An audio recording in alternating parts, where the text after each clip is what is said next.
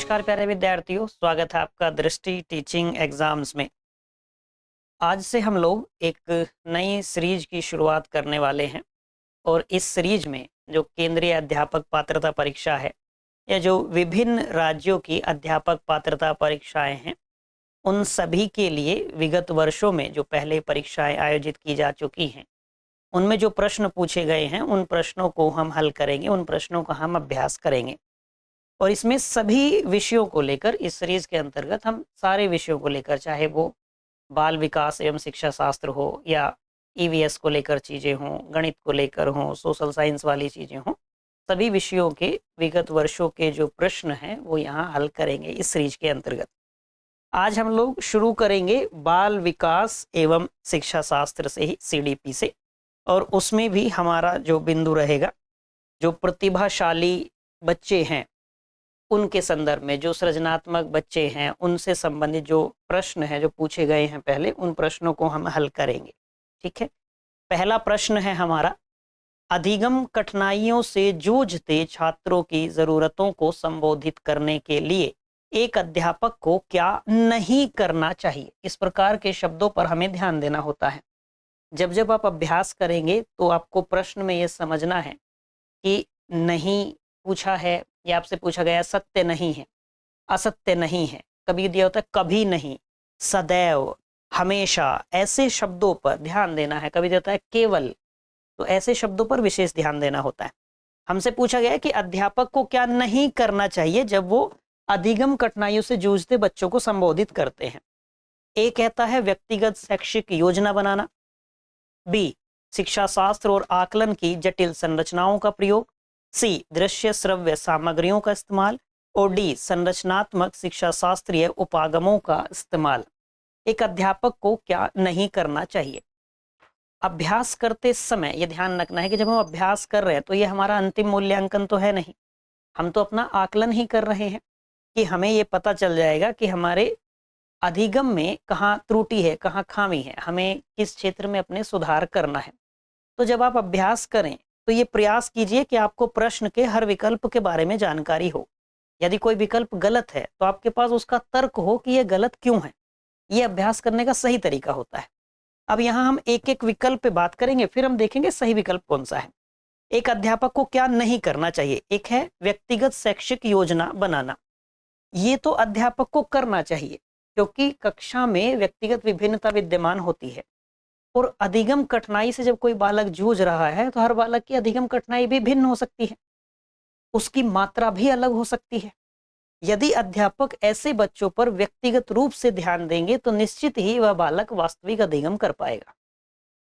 ठीक है, तो ये तो करना चाहिए अध्यापक को। हमसे प्रश्न में पूछा है क्या नहीं करना चाहिए। दूसरा, शिक्षा शास्त्र और आकलन की जटिल संरचनाओं का प्रयोग, कि आप शिक्षा शास्त्र और आकलन की जटिल संरचनाओं का प्रयोग करेंगे। अब आप देखिए, पहले से ही वो बालक क्या है, अधिगम कठिनाइयों से जूझ रहा है और अध्यापक ने क्या किया कि शिक्षा शास्त्र और आकलन की जटिल संरचनाओं का प्रयोग किया। तो ये तो उसका आप ये कह लीजिए वास्तविक आकलन होगा नहीं। क्यों? आप सामान्य विद्यार्थियों जैसा ही यदि उसको ट्रीट कर रहे हैं, उसकी तो भिन्न आवश्यकताएं हैं ना।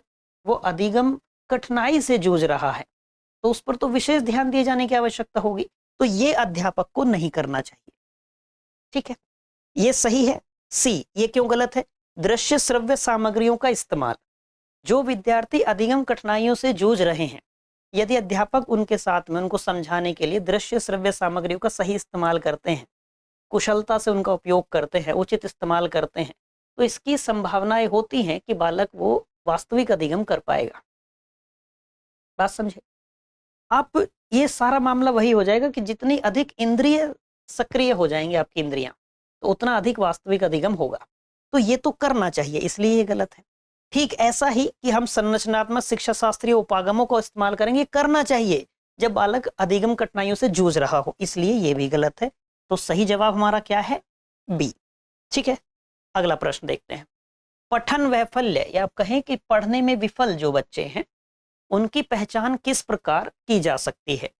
ए, उनके पढ़ने और लिखने की कौशलता के विश्लेषण से, बी, उनकी जटिल व उच्च स्तरीय समस्याओं को हल करने की क्षमता का आकलन करके, सी, उनके सामाजिक एवं सांस्कृतिक संदर्भ को जानकर, या डी पूर्ण शारीरिक स्वास्थ्य परीक्षण द्वारा। अब एक एक विकल्प पे पुनः बात करते हैं। अब देखिए, जो पढ़ने में बच्चे सक्षम नहीं है, पढ़ने में विफल हो रहा है जो बच्चा, जब हम अधिगम अक्षमताओं की बात करते हैं इसको कहते हैं डिसलेक्सिया। जो पढ़ने संबंधी त्रुटि होती है, बच्चा शब्द नहीं समझ पाता, बच्चा वाक्य नहीं समझ पाता, उसको क्या बोलते हैं? वो अधिगम अक्षमताओं में आप पढ़ते हैं इसको, उसको बोला जाता है डिसलेक्सिया। जो लेखन संबंधी त्रुटि होती है, बच्चा लिख नहीं पाता शब्दों को, वाक्यों को, उसको बोलते हैं डिस्ग्राफिया। ठीक है, डिस्कैलकुलिया जो गणितीय कौशल जिसका नहीं है, वो बात हम आगे भी कर लेंगे। ठीक है, तो जो बच्चा पढ़ने में विफल है, उसके पढ़ने और लिखने की कौशलता के विश्लेषण से हम ये जांच सकते हैं, पहचान कर सकते हैं कि बालक पठन वैफल्य है। यानी कि ये ए विकल्प ही इसका क्या है? सही है। बाकी क्यों गलत है? उनकी जटिल व उच्च स्तरीय समस्याओं को हल करने की क्षमता। हम बालक की यदि देख रहे हैं कि बालक जटिल समस्याओं को हल कर लेता है, क्या इससे हम ये पहचान कर सकते हैं कि ये पढ़ने और लिखने में कैसा होगा? इससे तो हमें उसकी ये क्षमता का पता चलेगा कि हाँ भाई, इसकी बुद्धि लब्धि कैसी है, इसकी बुद्धि कैसी है, तार्किक क्षमता कैसी है, ये पता चलेगा। पढ़ने लिखने के बारे में तो नहीं जान पाएंगे, इसलिए ये गलत है। सी, उसके सामाजिक और सांस्कृतिक संदर्भ को जानकर, इससे हमें कैसे पता चलेगा कि वो पढ़ने में कैसा है, लिखने में कैसा है? नहीं पता चलेगा। पूर्ण शारीरिक स्वास्थ्य परीक्षण द्वारा, पूर्ण शारीरिक स्वास्थ्य परीक्षण से क्या होगा? नई जानकारी होगी। जो पठन वैफल्य बालक है वो पढ़ने में कैसा है, यदि पढ़ने में गलती कर रहा है तो सीधी सी बात, जैसे आप बच्चे के संदर्भ में सोचिए, बच्चा जब भाषा सीखता है, यदि वो कोई त्रुटिपूर्ण भाषा सीख रहा होगा तो उसका उच्चारण भी त्रुटिपूर्ण होगा, और यदि कोई बालक पढ़ते समय ही त्रुटि कर रहा है तो वो लिखते समय भी त्रुटि करेगा। आपका यदि उच्चारण गलत है तो आप लिखेंगे भी गलत। बात समझ पाए? यदि उच्चारण में त्रुटि है तो लेखन में भी त्रुटि होगी, यह स्वाभाविक है। पूर्ण शारीरिक स्वास्थ्य का परीक्षण करके कैसे पता चलेगा? इसलिए गलत है। सही विकल्प ए हो जाएगा।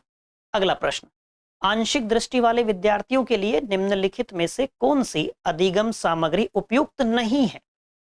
क्या पूछा है?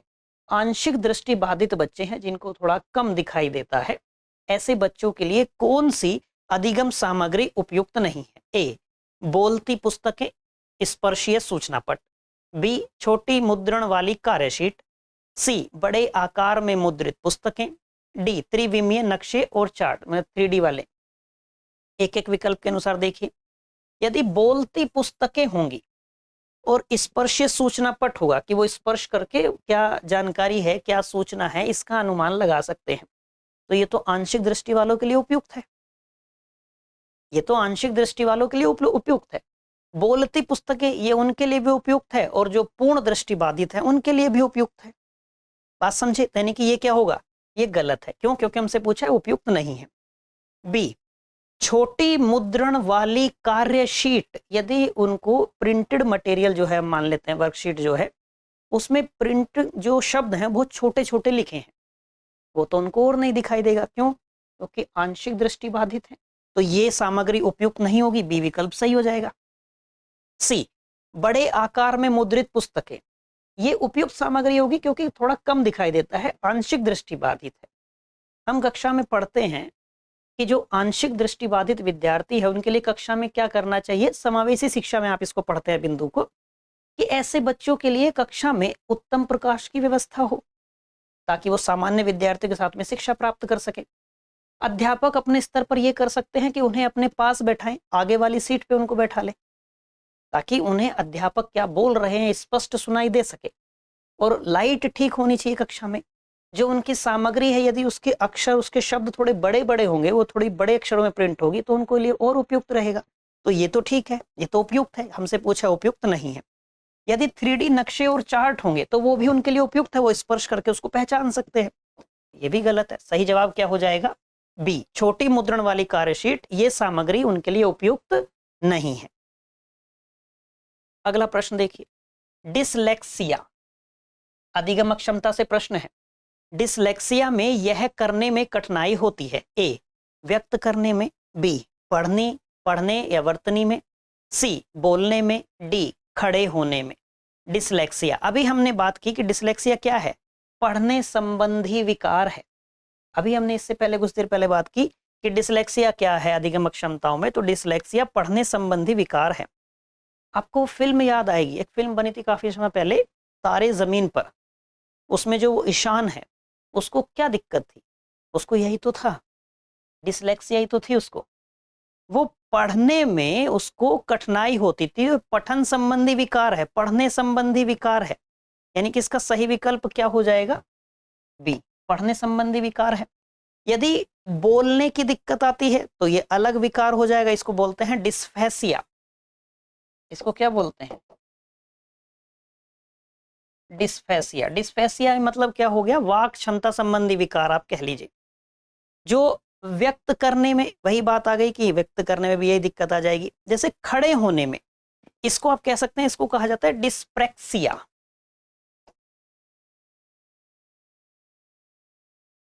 डिस्प्रेक्सिया यानी कि इसको कहिए शारीरिक समन्वय संबंधी विकार है, जो अपना बॉडी बैलेंस नहीं बना पाता।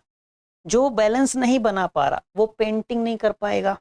वो जैसे आप कहिए कि यदि कार चलाना हो तो कार नहीं चला पाएगा, चित्रकारी नहीं कर पाएगा, ये सारी दिक्कतें आएंगी। तो इसका सही जवाब क्या होगा? पढ़ने या वर्तनी ये सब संबंधी विकार है, वो क्या है? डिसलेक्सिया। ठीक है, कह सकते हैं पढ़ने संबंधी विकार को क्या कहा जाता है?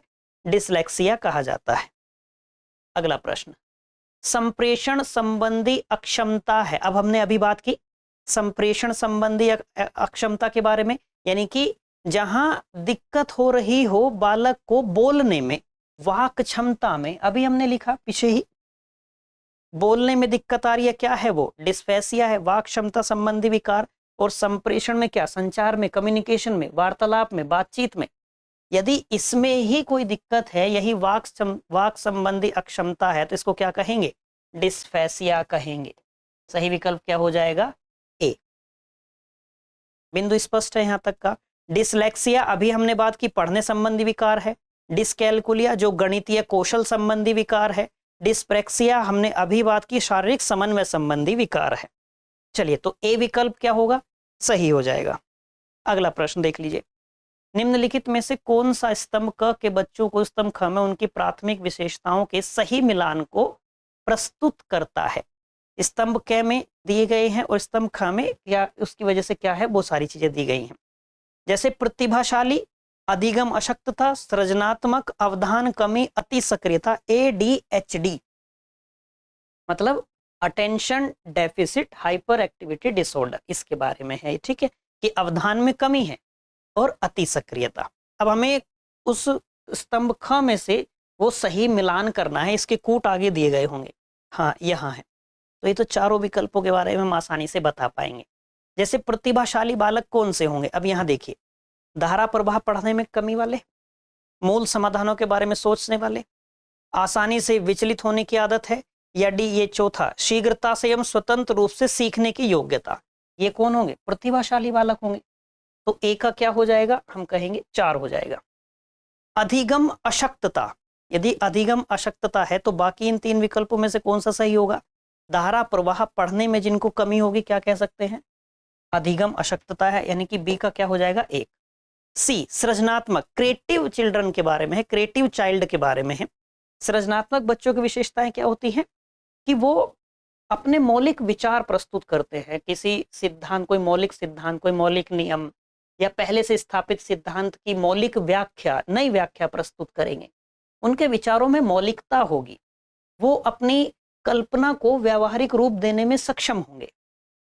बिंदु स्पष्ट है यहां तक का?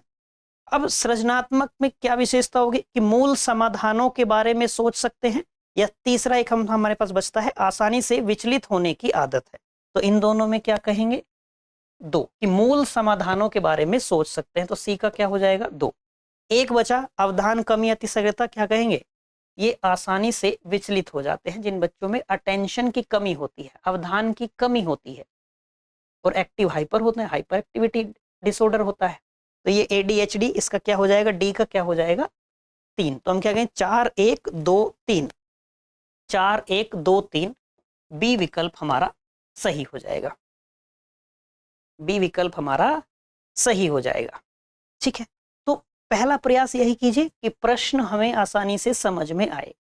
अभ्यास करने का सही तरीका यही होता है कि आपको हर एक विकल्प के बारे में जानकारी हो, आप वो तर्क प्रस्तुत कर पाएं कि यदि कोई विकल्प गलत है तो वो क्यों है, कोई विकल्प सही है तो वो क्यों है।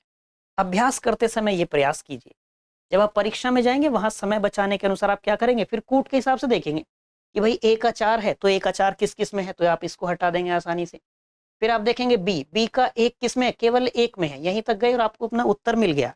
ये कार्य परीक्षा में कीजिएगा, एलिमिनेशन मेथड परीक्षा में प्रयोग कीजिएगा, समय वहां बच जाएगा।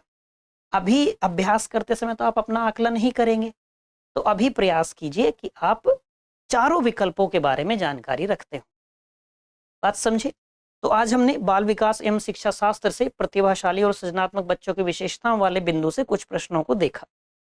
यही सीरीज आगे ऐसे ही निरंतर जारी रहेगी और इसमें विभिन्न विषयों के प्रश्न आपको हल करने को मिलेंगे।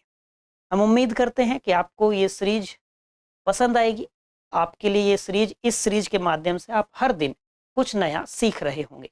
आज के लिए इतना ही रखते हैं, मिलते हैं आपसे फिर किसी अगली क्लास में कुछ अगले प्रश्नों के साथ। Till then bye bye, have a nice day.